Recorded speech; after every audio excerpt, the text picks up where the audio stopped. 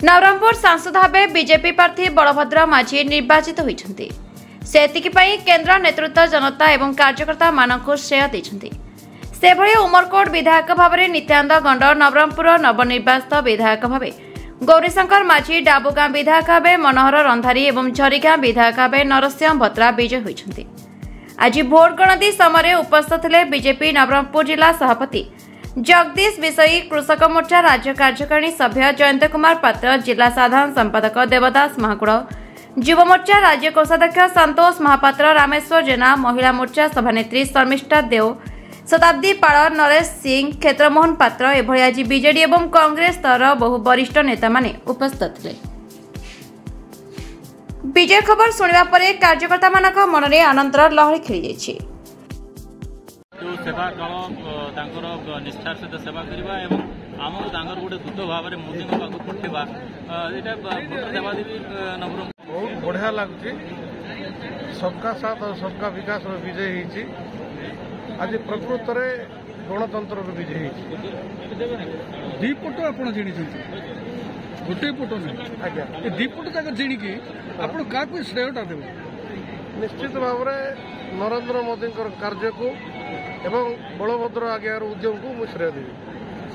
जनता जनार्दन किसी ना निश्चित भाव में आशीर्वाद ही माने जिणी किंतु कष्ट भी पड़ते माने कष्टर फल जनता जनार्दन आमको देले। आपण हिंदू महासंघर सभापति आज्ञा आपण आपको नहीं कि कौन कहे आगामी दिन में आप हिंदू को का श्रेय देवे ना? भारतीय जनता पार्टी कार्यकर्ता हिसाब से सबका साथ और सबका विकास को ही श्रेय देवी। धर्म तार जगह, राजनीति तार जगह। तो वर्तमान भावना कौन अच्छी आगू को कौन हम?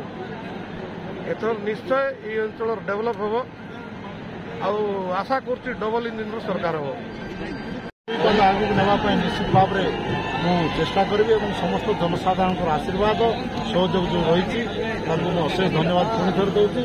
अंचल विकास को विशेष दृष्टि देवी। सबु क्षेत्र शिक्षा, स्वास्थ्य, गमनागमन आरंभ सब क्षेत्र में आगे ना चेष्टा करी। Thank you.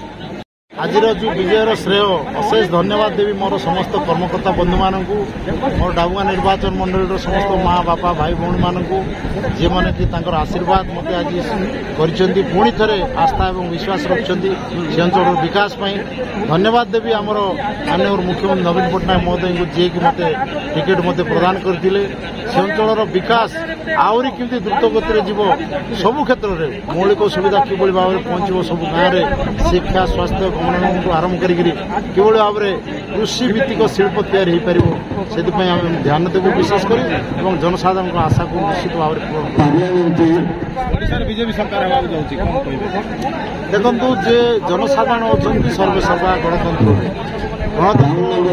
जनसाधारण जहाँ आशीर्वाद करेंगे से निश्चित भाव में करेंगे कारण से आमर जनसाधारण आस्था विश्वास रखते रेस्पेक्ट देवा पड़ो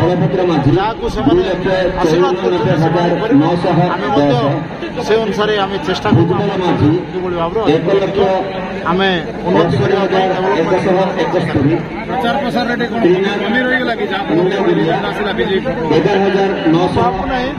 लेवल रे चेष्टा कर समस्ते निश्चित भाव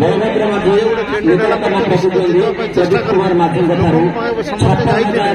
समस्ते सर्वेसर्वा तेणु से तो आम सो स्तर आम निजे शिरधार्य मानी आम मानवा पड़ो।